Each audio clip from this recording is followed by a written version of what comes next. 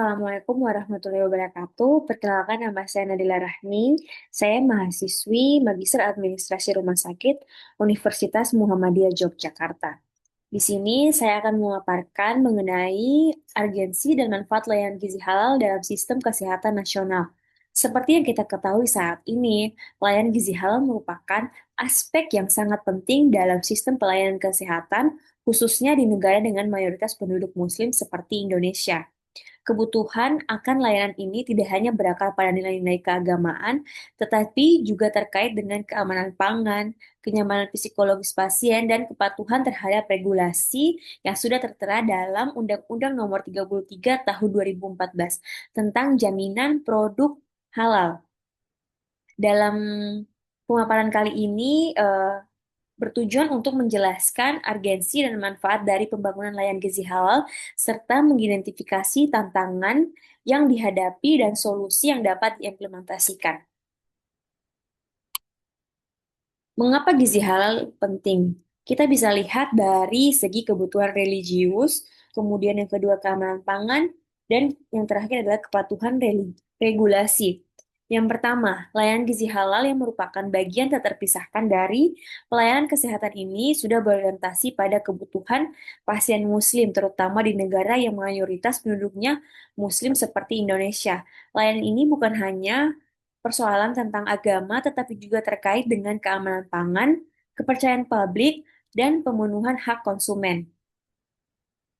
Menurut State of the Global Islamic Economy Report tahun 2022, pengeluaran konsumen muslim global untuk makanan halal mencapai lebih dari 1,3 triliun dan diproyeksikan meningkat signifikan hingga tahun 2025. Angka tersebut mencerminkan peluang besar bagi penyedia layanan kesehatan untuk menyesuaikan sistem layanan dengan kebutuhan spiritual dan normatif untuk umat muslim. Di Indonesia, wacana integrasi sistem halal dalam layanan kesehatan mulai mengemuka seiring dengan diperlakukannya Undang-Undang Nomor 33 Tahun 2014 tentang jaminan produk halal. Regulasi ini menekankan kewajiban sertifikasi halal bagi setiap produk yang masuk, beredar, dan diperdagangkan di wilayah Indonesia, termasuk produk makanan, minuman yang disediakan di rumah sakit, panti rehabilitasi, dan lembaga layanan publik. Dengan demikian, layanan gizi halal tidak lagi sekedar prevalensi, tetapi menjadi bagian dari kepatuhan institusional terhadap hukum yang sudah berlaku. Di sisi lain juga, kualitas layanan gizi halal ini juga berimplikasi pada perlindungan konsumen.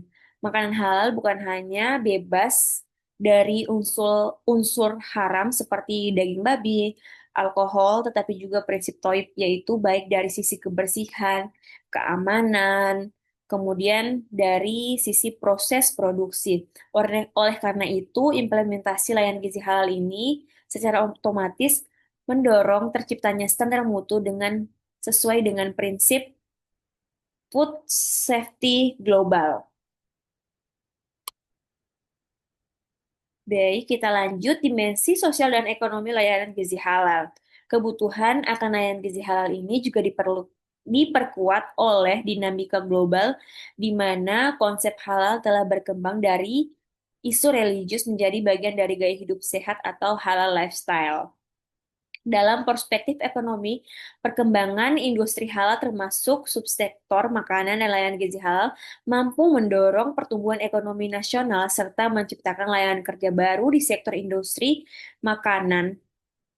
Lembaga kesehatan yang mampu menyediakan layanan gizi halal ini secara profesional tidak hanya memenuhi aspek religius dan legal, tetapi juga berperan aktif dalam membangun ekonomi berbasis nilai.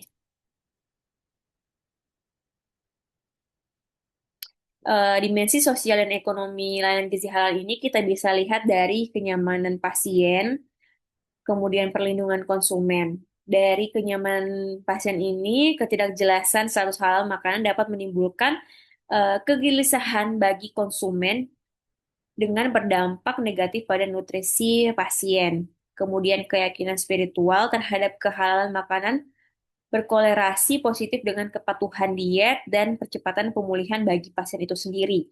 Kemudian yang kedua adalah perlindungan konsumen. Makanan halal menurut prinsip Toyib itu baik dari kebersihan, keamanan, proses produksi, mendorong standar mutu pangan lebih tinggi dan sesuai prinsip pangan global, mendukung dari pencegahan penyakit bawaan makanan. Lalu, urgensi membangun layanan gizi halal. Yang pertama di sini adalah kepatuhan syariah.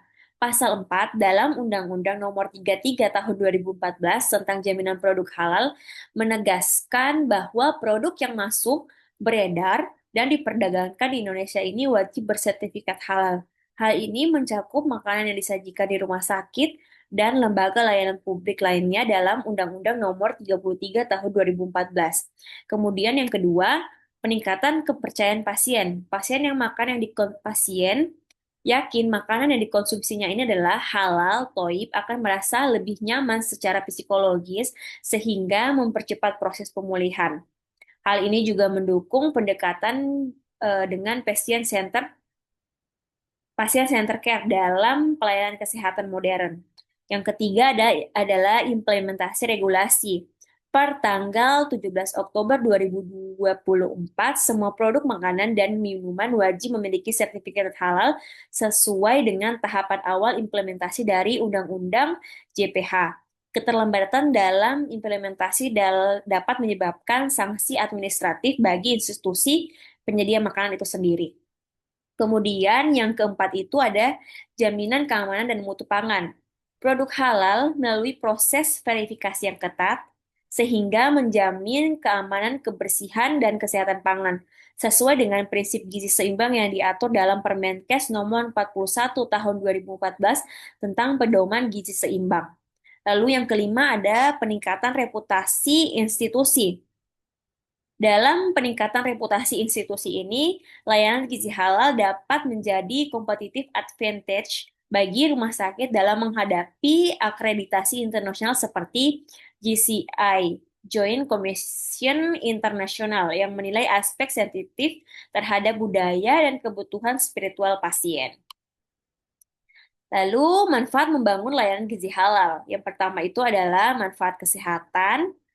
Dari manfaat kesehatan ini, gizi halal cenderung menggunakan bahan alami yang dimana bebas alkohol, tanpa bahan sintesis berbahaya, kemudian selaras dengan nutrisi fungsional dan preventif. Lalu yang kedua ada manfaat sosial dan budaya. Dalam manfaat sosial dan budaya ini, penyediaan makanan halal menjadi bentuk inklusivitas dan toleransi budaya, memperkuat kohesi sosial serta mengurangi diskriminasi layanan. Kemudian ada manfaat ekonomi, pengembangan layanan gizi halal menciptakan lapangan kerja, memperkuat rantai pasok halal dan mendukung ekspor produksi dari gizi halal yang ada di Indonesia. Kemudian mempunyai manfaat spiritual dan psikologi. Pasien muslim akan mengalami ketenangan batin saat mengetahui bahwa makanan yang dikonsumsinya ini sesuai syariat dan halal, terbukti dari pengurangan stres, dapat mendongkrak efektivitas pengobatan.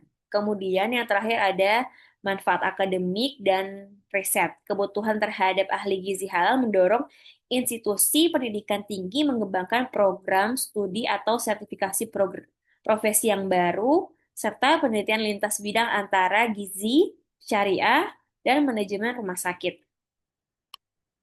Lalu apa sih tantangan implementasi dari layanan gizi halal ini? Yang pertama, tantangannya itu adalah kekurangan SDM ahli gizi halal. Tetapi banyak rumah sakit belum memiliki tenaga gizi yang memahami standar kehalalan dan syarat toib dalam penyusunan menu. Kita membuat solusi yaitu dengan integrasi kurikulum gizi halal dan pendidikan yang tinggi. Kemudian adanya keterbatasan bahan makanan yang halal. Tidak semua dari penyedia bahan makanan memiliki sertifikasi halal, itu menyulitkan jaminan status halal seluruh bahan yang akan kita gunakan. Kemudian regulasi teknis belum lengkap. Belum adanya teknis operasional SOP mengenai layanan gizi halal ini menyebabkan pelaksanaan sporadis. Kemudian yang terakhir itu tantangannya adalah biaya sertifikasi mahal. Sertifikasi halal sering dianggap beban tambahan terutama bagi rumah sakit kecil ataupun di daerah karena biaya audit ataupun dokumentasi.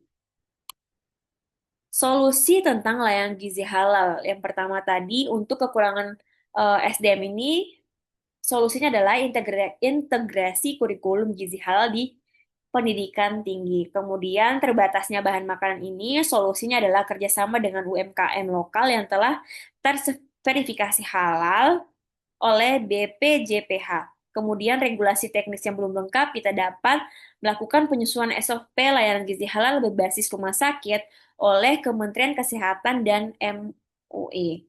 Lalu biaya sertifikasi mahal, solusinya adalah insentifikasi fiskal dan CSR dari perilaku industri halal nasional.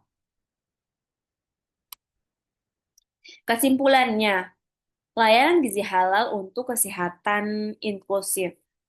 Yang pertama, layanan gizi halal adalah strategi layanan publik yang inklusif, aman, dan unggul mutu. Dari segi peningkatan mutu, berkontribusi signifikan terhadap perbaikan mutu pelayanan kesehatan nasional dalam memenuhi hak pasien. Dalam integrasi kebutuhan, implementasi di rumah sakit dan lembaga sosial mengintegrasi kebutuhan fisiologi, psikologi, dan spiritual. Lalu, sinergi lintas sektor membutuhkan sinergi antara regulator, akademis, penyedia layanan, dan masyarakat.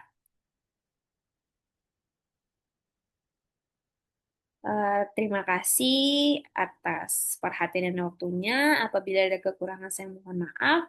Sekian dari presentasi saya. Wabillahi taufiq wal hidayah. Wassalamualaikum warahmatullahi wabarakatuh.